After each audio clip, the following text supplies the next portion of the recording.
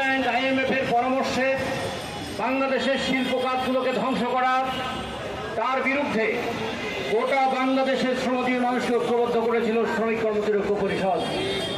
তারপর থেকে ধারাবাহিকভাবে শ্রমিক কর্মচারী ঐক্য পরিষদ তাদের আন্দোলন সংগ্রাম অব্যাহত রেখেছে। বিগত 15 বছরেও নানা আন্দোলনের মধ্যে শ্রমিক কর্মচারী ঐক্য পরিষদ শ্রমিকদের দাবিকে ঊর্ধ্বে তুলে ধরে রেখেছিল।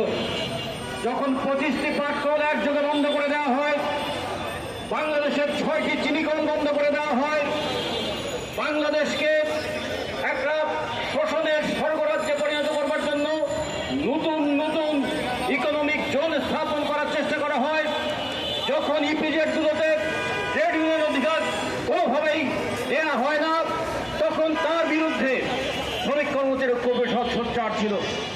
আমরা সেই সময় শ্রমিক কর্মচারী ঐক্য পরিষদের 9 দফা রাষ্ট্রের কাছে উপস্থাপন করেছিলাম। 9 দফার ভিত্তিতে সারা দেশে শ্রমিক কর্মচারীদের ঐক্যবদ্ধ আন্দোলন করে তোলার চেষ্টা করেছিলাম। সেই 9 দফার মধ্যে প্রথম দফাই ছিল একটা গণতান্ত্রিক শ্রম আইন আমরা চাই। বাংলাদেশের এই বাংলাদেশের মধ্যে দ্বিতীয় বাংলাদেশ তৈরি করা যাবে না। বাংলাদেশের মধ্যেই এক শ্রেণীর মানুষকে অধিকার বঞ্চিত করে রাখা যাবে না। অথচ আমাদের শ্রম আইনে ইপিজেডকে শ্রম আইনের আওতার বাইরে রাখা হয়েছিল। এই শ্রম আইনের 1-4 ধারায় বেশ কয়েকটা সেক্টর, বিশেষ করে গৃহকর্মী সহ বেশ কয়েকটি সেক্টরকে শ্রম আইনের আওতার বাইরে রাখা হয়েছিল। আমরা তার বিরুদ্ধে লড়াই করেছিলাম। আমরা বলেছিলাম এক দেশ এক আইন, এই নীতিতে চলতে হবে। বাংলাদেশের অভ্যন্তরে 2-3টি স্বায়ত্তশাসিত বাংলাদেশ আমরা তৈরি করতে দেব না।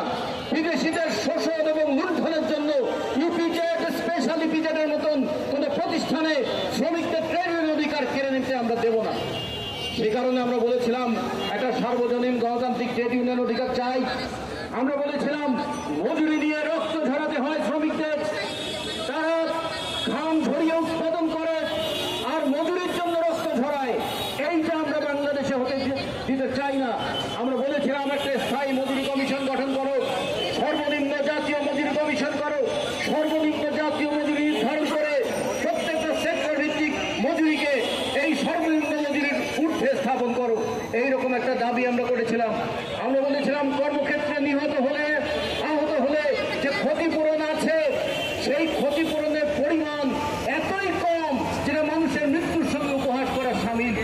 এই বাংলাদেশে যখন মাথাপিছু আয় $2,593, তখন একজন শ্রমিক মৃত্যুবরণ করলে তার ক্ষতিপূরণ ধরা হয়েছে $2,000, অর্থাৎ 1 বছরের আয়ের তুলনায় একটা জীবনের মূল্য কম।